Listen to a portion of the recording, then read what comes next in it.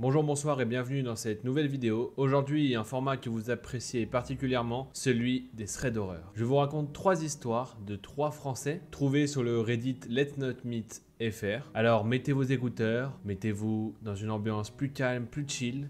On est parti pour 3 histoires réelles qui se sont passées. Vous allez frissonner. Let's go.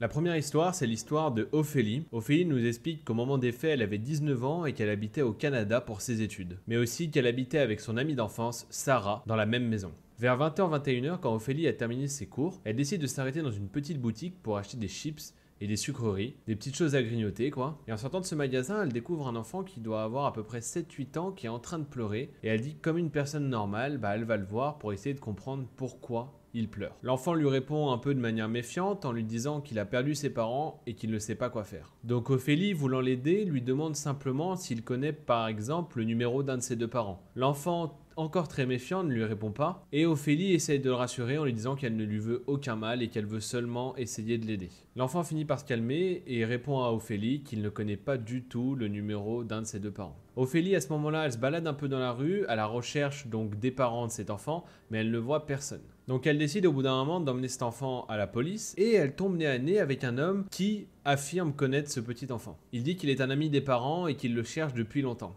Ophélie, à ce moment-là, elle est soulagée, sauf qu'à un moment, elle se tourne vers l'enfant et elle voit qu'il est totalement tétanisé et terrorisé. L'enfant tire la manche d'Ophélie et lui murmure à l'oreille « Je t'en supplie, ne me laisse pas avec lui, je ne le connais pas ». À ce moment-là, le sang d'Ophélie se glace. Juste après, elle a une idée et elle demande à l'homme qui est en face d'elle d'appeler ses parents pour rassurer l'enfant. Sauf que le mec reste sans voix et qu'il n'arrive pas à répondre en fait, comme s'il cherchait ses mots, etc. À ce moment-là, Ophélie, elle comprend vraiment que cet homme ne connaît pas cet enfant et qu'il a sûrement des intentions très malsaines. L'homme commence à s'énerver et crie sur Aurélie en lui disant « Écoutez, donnez-moi simplement ce gamin ». À ce moment-là, elle tourne la tête et elle voit que l'homme est en train de sortir un couteau de sa poche. Elle dit qu'il est pratiquement 22h, que la ruelle est sombre et mal éclairée, et que par réflexe, elle attrape cet enfant et se met à courir vers chez elle avec l'enfant dans ses bras. Elle voit l'homme qui se met aussi à courir, mais après eux, et qui l'insulte de tous les noms. Ophélie arrive enfin devant chez elle, elle ouvre la porte et la referme le plus vite possible tout en fermant à clé. Elle arrive devant son amie Sarah qui vit avec elle et lui explique toute la situation. Sarah est aussi terrorisée. Ophélie se tourne à ce moment-là vers l'enfant et lui dit « Mais comment tu pouvais savoir que cet homme te voulait du mal ?» Et en fait, l'enfant explique qu'il avait convenu d'un code avec ses parents et que si quelqu'un venait vers lui et ne lui donnait pas ce code, alors c'est qu'il était malveillant. Ou en tout cas, qu'il ne le connaissait pas et qu'il ne fallait pas aller avec lui. Très bon réflexe, cela dit. Pendant que l'enfant parle, ils entendent quelqu'un crier dehors. Ophélie se rue à la fenêtre et voit l'homme qui les a suivis jusqu'à devant chez elle, en train d'entrer dans son allée et se précipiter sur leur porte. Il commence à essayer de forcer la porte. Pendant ce temps, Ophélie et Sarah appellent la police. Et au bout de plusieurs minutes, l'homme arrête et dit simplement « Tu as gagné cette fois-ci, à bientôt ». La police finit par arriver et à retrouver les parents de cet enfant, qui ont totalement fondu en larmes quand ils ont appris cette histoire. Quelques semaines plus tard, Ophélie et Sarah auront des nouvelles de la police, qui les informeront qu'ils ont finalement arrêté cet homme qui était recherché pour kidnapping, séquestration et meurtre. Pfiou. Et comme j'ai dit déjà en commentaire sur le Reddit, sur le thread, bravo à toi pour ce réflexe. Morale de l'histoire, c'est bien de mettre un code avec ses enfants, mais c'est encore mieux quand on sait où sont les parents, quoi. Où étaient les parents, bordel? À 22h, un gamin est tout seul dans la rue. Qu'est-ce qui s'est passé, sérieusement? Morale de l'histoire, où sont les parents? La troisième histoire, c'est l'histoire de John et elle s'est passée au Canada, comme pour Ophélie, car il faisait lui aussi ses études là-bas. Il explique qu'il a fait ses études proches de Vancouver et que c'est assez urbain, mais que autour de la ville, ça reste très sauvage. Il y a beaucoup de parcs, comme on connaît un petit peu quand on a entendu parler du Canada, etc. Et que du coup, pour camper, aller se poser, faire des balades, etc., c'est vraiment un chouette endroit. Dans son université, John il s'est fait 3 amis. Le premier ami s'appelle Juan, c'est un espagnol. Le deuxième, c'est David, un anglais. Et le dernier, c'est Marc, qui est un autre français. Il explique qu'il se retrouvait souvent après les cours pour se poser ou alors même pour aller en soirée. Il explique que les soirées à l'époque étaient très arrosées dans cette université et qu'un soir, sur un coup de tête comme ça, ils se sont dit « Eh les gars, pourquoi on n'irait pas camper tous les 4, faire plusieurs jours de camping comme ça en mode sauvage ?» À ce moment-là, ils sont tous sous alcool et sans réfléchir, ils disent bah ouais, pourquoi pas, ça serait génial. Et plusieurs semaines après, ils vont finalement organiser ce départ-là et passer dans différentes boutiques pour s'équiper, récupérer des tentes, des couteaux suisses, etc. Tout ce qu'ils ont besoin pour camper, que ça soit sur un camping ou en camping sauvage, pour bivouaquer, etc. Ils commencent à repérer les endroits où ils veulent aller, ils repèrent plusieurs campings, mais eux, ils ont vraiment envie de faire du camping sauvage et de pas dépendre d'un camping, etc. Ils ont envie de se perdre vraiment dans la nature. Donc ils commencent à repérer un itinéraire avec un super lac en plus où ils pourront se baigner et du coup s'installer et profiter. Il faut savoir qu'ils sont très prévoyants parce qu'ils ont prévu tout ce qu'il faut donc pour survivre, pour traiter l'eau, mais aussi ils ont prévu des fusées de détresse. Le jour J arrive, les 4 amis prennent la voiture et ils décident d'aller à leur point de départ qu'ils avaient défini ensemble. Et arrivé là-bas, ils décident d'une chose, vu que David et Mark portent les sacs qui ont la nourriture et Juan et John portent les sacs avec l'équipement, etc. Ils ont décidé qu'ils ne doivent jamais se séparer, c'est-à-dire toujours rester en binôme minimum, rester avec l'un qui a la nourriture et l'autre qui a l'équipement pour que au cas où s'ils se perdent, ils ne puissent pas se retrouver ni sans équipement ni sans nourriture. Et comme je disais, ils sont très prévoyants puisqu'ils prennent même les numéros des gardes forestiers qu'on appelle rangers là-bas. Bref, tout est parfait, un séjour merveilleux les attend. Mais vous vous doutez bien que rien ne va se passer comme prévu. John y explique que les 2 premiers jours se passent très bien, il fait très beau, ils s'endorment tous les soirs sous une nuit étoilée, ils profitent à fond, quoi, ils sont dans un rêve. Au bout du 3e jour, Juan il commence à avoir un feeling un peu bizarre, vous savez, un peu ce feeling où on se sent mal à l'aise, où on se sent en danger, et ses amis essaient de le rassurer, ils commencent à rigoler ensemble, etc., lui expliquer qu'il se fait des films pour rien, qu'il n'y a aucun problème. Au bout du 4e jour, John lui-même, il commence à avoir ce sentiment aussi, il commence à se sentir un peu anxieux et stressé, à avoir cette boule au ventre en fait. Évidemment, les 4 potes ne prennent pas ça au sérieux et ils continuent leur route tranquillement. Donc le soir du 4e jour, Mark et John ils décident d'aller chercher du bois dans la forêt pour faire leur feu. Et pendant qu'ils cherchent du bois, ils entendent éternuer. Et par politesse, John va lui dire à tes souhaits. Sauf qu'au même moment, Mark va aussi dire à tes souhaits. À ce moment-là, les 2 amis se regardent et ils comprennent que ni l'un ni l'autre ne vient d'éternuer.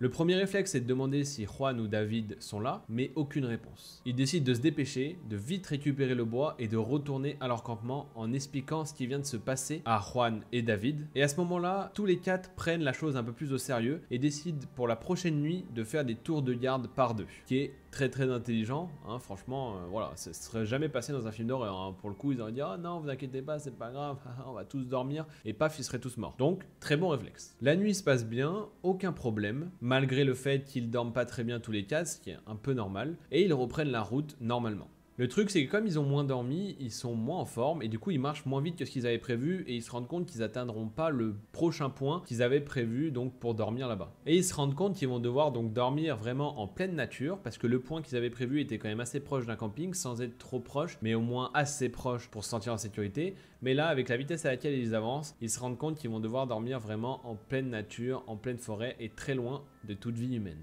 Donc la nuit commence à tomber, ils décident de s'arrêter, ils avaient déjà prévu du bois pour faire leur feu, ils s'installent autour, ils mangent tranquillement, ils commencent à déconner. Sauf qu'à un moment, à un tout petit moment de silence, ils entendent un bruit de craquement de bois qui vient de la forêt.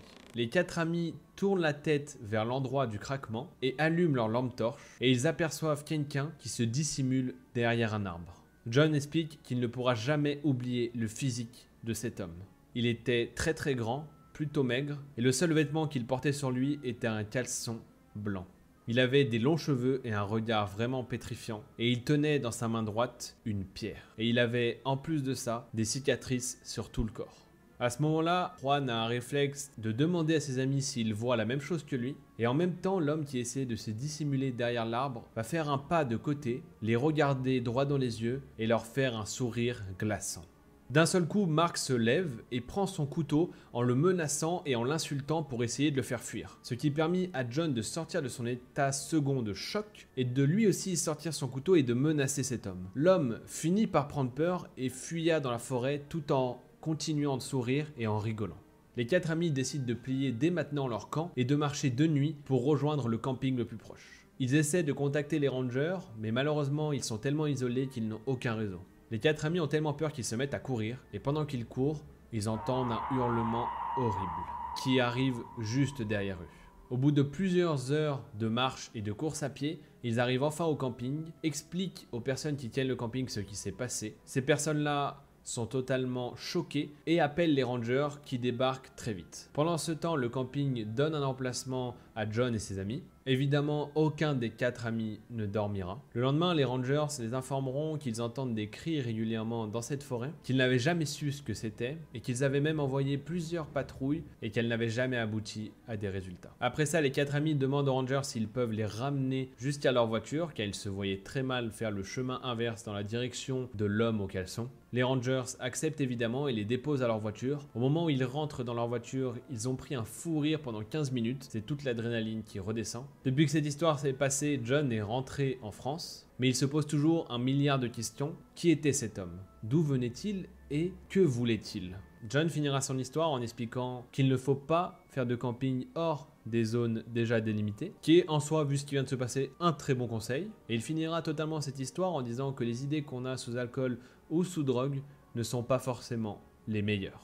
Ah, John et ses amis, ils ont eu chaud. Je sais pas ce que c'était, mais j'ai l'impression d'être dans la colline à des yeux, quoi. Je sais pas si vous connaissez un peu le film, mais bon, voilà, quoi. J'ai l'impression que le mec, c'était un sauvage, il allait les manger, quoi. C'était un cannibale de la forêt, quoi. Chelou quand même, hein. Chelou. Ça donne pas envie d'aller faire du camping dans la forêt au Canada. Pourtant, moi, j'ai envie d'aller au Canada, tu vois. Mais avec ce qu'il vient de me raconter, bon, bah, vers Vancouver, j'irai pas faire du camping sauvage, quoi. Hein. Non, non, non, merci. Hein. Je veux garder ma chair, hein, s'il vous plaît. La troisième et dernière histoire, c'est l'histoire de Rebecca, et elle s'est passée lorsqu'elle avait 19 ans. Et cette troisième histoire, on va l'appeler des sneakers qui sauvent la vie.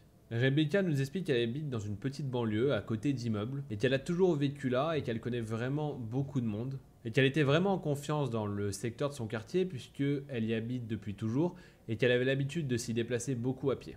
Elle explique qu'à cette époque, elle sortait avec un garçon qui habitait à 30 minutes de chez ses parents en voiture, mais en transport en commun, c'était beaucoup plus long puisque ça prenait 1h30. Un jour, elle avait passé la journée chez lui et il était convenu avec lui qu'il la ramène une fois la journée terminée, en fin d'après-midi, quoi, début de soirée. Parce que Rebecca nous explique que les transports en commun jusqu'à chez elle le soir craignaient un peu. Sauf que pas de chance ce soir-là, au moment où son copain a ouvert un placard pour je ne sais quelle raison, le fer à repasser lui est tombé sur le pied et il lui était pour lui impossible de conduire et de marcher. Un fer à repasser qui tombe sur le pied, c'est quand même vraiment pas de chance. Je veux dire, qui dans cette vidéo a déjà eu un fer à repasser qui lui est tombé sur le pied et qui lui a empêché de marcher et tout? Franchement, pas de chance. Rebecca ne peut pas se faire ramener par son copain. Elle explique qu'elle ne pouvait pas dormir chez lui parce que le lendemain, elle avait cours et que surtout ses parents à ce moment-là n'étaient pas au courant qu'elle avait un copain et qu'elle était chez lui. Donc Rebecca étant consciente du danger, elle décide quand même de prendre les transports pour rentrer chez elle et son copain qui était lui aussi conscient des dangers lui explique que si elle doit passer par une ruelle qui n'est pas très bien éclairée ou qu'elle se sent en danger, qu'elle n'hésite pas à l'appeler. Donc la voilà partie pour 1h30 de transport, elle explique qu'elle restait dans les wagons où il y avait plus de monde et en priorité des femmes, mais petit à petit qu'elle approche de sa gare à elle, et ben les wagons se vident et il y a de moins en moins de personnes. À tel point qu'arrivée vers sa gare, il ne restait que 3 personnes, dont elle, et qu'il était déjà maintenant 23h, et qu'en quelques secondes les 2 personnes qui étaient avec elle dans les wagons ont totalement disparu, sont parties à leurs occupations. À partir de la gare, Rebecca elle a une marche de 15-20 minutes pour rentrer chez elle, et elle explique que ce chemin elle a l'habitude de le faire puisqu'elle le fait très régulièrement dans les 2 sens à pied. Elle explique que ce soir-là, elle avait des bonnes chaussures et qu'elle se voyait bien marcher très vite et que cette distance-là lui paraissait pas si longue que ça au final puisqu'elle pouvait marcher très vite. Et qu'en plus, elle était quelqu'un de très sportive, donc ça lui poserait aucun problème de faire très vite cette distance. Pour se rassurer, elle décide de mettre des écouteurs et de mettre de la musique. Elle explique qu'en sortant de la gare, il fallait qu'elle traverse un parking pour arriver sur la rue principale pour pouvoir aller direction chez elle. Donc elle commence à traverser ce parking et elle aperçoit une silhouette au loin, un homme encapuchonné qui sort un peu de nulle part et qui a les mains dans les poches. Elle dit qu'il n'était pas très impressionnant parce qu'il n'était pas très grand, il avait pas l'air très musclé, bref. Elle se méfie quand même de lui parce que maintenant ils sont seuls tous les deux. Elle explique qu'elle a gardé dans un coin de sa tête que peut-être il la suivait, mais pour l'instant elle se faisait pas de film et de toute façon elle s'est dit qu'elle allait être vite fixée parce qu'arrivée sur la route principale il y a 2 chemins. Soit le chemin à gauche qui ramène jusqu'à chez elle, soit le chemin à droite qui est le plus emprunté puisqu'il ramène vers la ville, là où la plupart des gens vivent quoi. Et il y a très peu de gens qui empruntent justement le chemin de gauche que Rebecca va elle-même emprunter. Elle explique que sa petite ville, il y a quand même très peu de mouvement le soir et qu'après 20h c'est très calme et que comme c'est justement une petite ville, elle connaît vachement de monde et que là, cette personne, elle le connaît pas. Et qu'elle se dit que s'il prend la même direction qu'elle, c'est qu'il est bel et bien en train de la suivre. Quelques minutes après avoir pris à gauche vers chez elle, elle se retourne et remarque que cet homme est toujours en train de la suivre. À ce moment-là, elle commence à paniquer, mais respire un bon coup et se dit qu'elle doit réagir le plus vite possible car elle est toute seule dans la rue, dans des endroits pas forcément très éclairés, avec cet homme qui la suit derrière elle. Elle explique qu'à ce stade où elle est actuellement, elle doit traverser un pont et rejoindre un rond-point, et qu'une fois passé le rond-point, elle devait faire une petite montée pour enfin arriver devant chez elle. Et elle explique aussi qu'avant ce rond-point, il n'y avait aucune habitation, seulement une petite forêt qui longeait la route, et que du coup elle ne pouvait sonner chez personne pour demander de l'aide, et qu'il lui restait encore 12 minutes de marche jusqu'à chez elle. Donc elle se dit à ce moment-là qu'en traversant ce fameux pont qu'elle doit emprunter, en marchant très vite, elle pourra peut-être le semer ou en tout cas le distancer. Elle explique qu'il avait pas l'air très sportif et que elle, comme encore une fois, elle avait des bonnes chaussures, elle pouvait marcher très vite. Donc elle décide de tenter le coup, elle accélère très très fort sans courir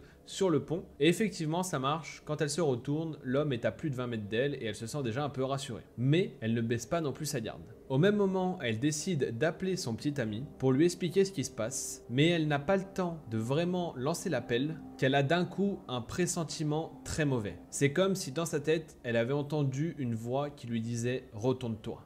Et en effet, au moment où elle se retourne, son sang se glaça. L'homme n'était plus qu'à 10 mètres et il courait vers elle. À ce moment-là, elle est prise de panique. Elle court le plus vite possible dans la direction de chez elle, tout en tournant la tête toutes les 2 secondes pour voir où il est et s'il n'arrive pas à la rattraper. Mais au bout d'un moment, ce que l'homme a fait, ça l'a encore plus fait flipper. En fait, il a pris un petit chemin dans la forêt qui débouche sur la même route qu'elle, mais quelques mètres plus loin. Elle explique donc qu'à ce moment-là, il fait nuit noire, qu'elle ne voit pratiquement rien, qu'elle ne sait pas à quel moment cet homme peut sortir de ce chemin, mais qu'il peut surgir à n'importe quel moment. Rebecca, qui a peur justement de ce scénario, décide de courir en plein milieu de la route en s'écartant le plus possible de la sortie de ce chemin et du trottoir sur lequel elle se trouve. Elle était tellement concentrée sur sa course qu'elle n'a pas remarqué qu'une voiture arrivait derrière elle. Au moment où elle s'en est rendue compte, elle s'est finalement rabattue. L'homme qui était dans la voiture s'est arrêté à son niveau et lui a demandé ce qu'il se passait car il avait vu quelqu'un lui courir après et il voulait savoir si tout allait bien. Rebecca, qui a totalement le souffle coupé et qui n'arrive pas à aligner 3 mots, arrive seulement à lui dire qu'il la suit depuis la gare. L'homme ouvre directement sa portière, elle saute dans la voiture sans réfléchir et part avec cet homme. Je sais ce que vous pensez. Vous pensez peut-être que cet homme n'est pas bienveillant non plus. Eh bien, c'est ce que nous allons voir tout de suite. À ce moment-là, Rebecca a réagi quand même et elle se dit « Mais putain, je suis montée dans la voiture avec un homme que je ne connais pas, je n'aurais jamais fait ça de base, mais là j'étais tellement paniqué, je suis monté avec lui, peut-être que lui aussi est chelou, on sait pas. » Sauf que l'homme commence à la rassurer, il commence à lui dire qu'il est présent et que maintenant elle est en sécurité donc elle n'a pas à s'en faire. Il demande à Rebecca où elle habite pour pouvoir l'y déposer et lui demande ce qu'elle faisait ici toute seule à une heure pareille. Elle lui explique donc d'où elle vient et ce qui vient de se passer et l'homme parut vraiment inquiet et à la fois soulagé d'avoir trouvé Rebecca et d'avoir pu l'aider. Finalement, l'homme la raccompagna jusqu'à chez elle, jusqu'à devant chez elle. Rebecca ne se souvient pas combien de fois elle l'a remercié et en effet, nous aussi, on te remercie si jamais tu passes par là parce que ce que tu as fait, c'est génial. Merci à toi d'avoir aidé Rebecca. Et elle dit que cet homme est vraiment arrivé au bon endroit, au bon moment. Et ça, c'est le cas de le dire. Pour le coup, là, c'est pas une expression, c'est vraiment le cas. Rebecca a finalement appelé son copain pour lui expliquer ce qui s'était passé. Et ils sont tombés tous les deux d'accord pour dire que cette voiture était envoyée par Dieu. Elle tient quand même à préciser que si l'homme avait été plus sportif, plus grand, etc., il aurait pu rapidement la rattraper au final. Et elle n'ose pas imaginer ce qui aurait pu se passer. Et dernier point, pourquoi cette histoire s'appelle des sneakers qui sauvent la vie, c'est tout simplement parce que Rebecca nous explique qu'elle est toujours en talons hauts. Et que comme par hasard, ce soir-là, elle avait mis des sneakers qui lui ont permis du coup de courir convenablement et même d'accélérer et du coup ça lui a peut-être sauvé la vie. Morale de l'histoire, mettez des sneakers, mettez pas de talons. C'est nul comme morale, mais c'est drôle. Et voilà, c'est déjà la fin de cette vidéo. Merci beaucoup de l'avoir regardé jusqu'au bout. N'hésitez pas à liker, à partager et à vous abonner toujours pour me soutenir. C'est ce qui me soutient le plus et ça me remercie pour mon travail. Je vous souhaite une excellente soirée, journée, nuit, je ne sais pas, à tous. En tout cas, je vous fais des bisous. Merci d'être toujours de plus en plus nombreux. Et à la semaine prochaine pour une nouvelle vidéo. Bisous la famille.